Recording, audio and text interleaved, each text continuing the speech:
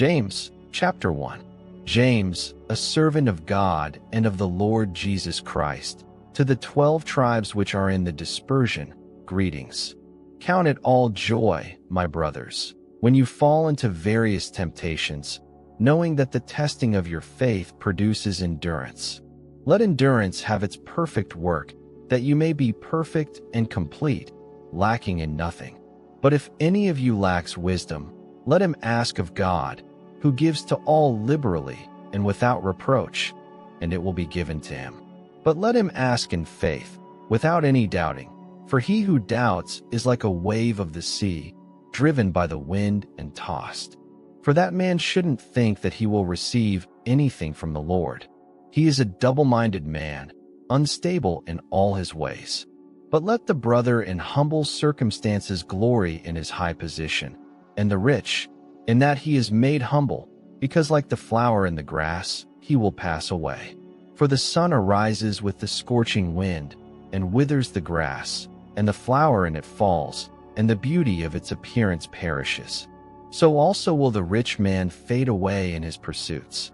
Blessed is the man who endures temptation, for when he has been approved, he will receive the crown of life, which the Lord promised to those who love him. Let no man say when he is tempted, I am tempted by God. For God can't be tempted by evil, and he himself tempts no one. But each one is tempted when he is drawn away by his own lust and enticed. Then the lust, when it has conceived, bears sin, and the sin, when it is full grown, produces death.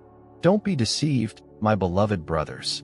Every good gift and every perfect gift is from above, coming down from the Father of lights, with whom can be no variation nor turning shadow.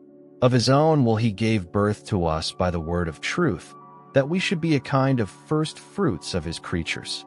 So, then, my beloved brothers, let every man be swift to hear, slow to speak, and slow to anger, for the anger of man doesn't produce the righteousness of God. Therefore, putting away all filthiness and overflowing of wickedness, receive with humility the implanted word, which is able to save your souls. But be doers of the word, and not only hearers, deluding your own selves. For if anyone is a hearer of the word and not a doer, he is like a man looking at his natural face in a mirror. For he sees himself, and goes away, and immediately forgets what kind of man he was. But he who looks into the perfect law of freedom, and continues, not being a hearer who forgets, but a doer of the work, this man will be blessed in what he does. If anyone among you thinks himself to be religious while he doesn't bridle his tongue, but deceives his heart, this man's religion is worthless. Pure religion and undefiled before our God and Father is this, to visit the fatherless and widows in their affliction, and to keep oneself unstained by the world.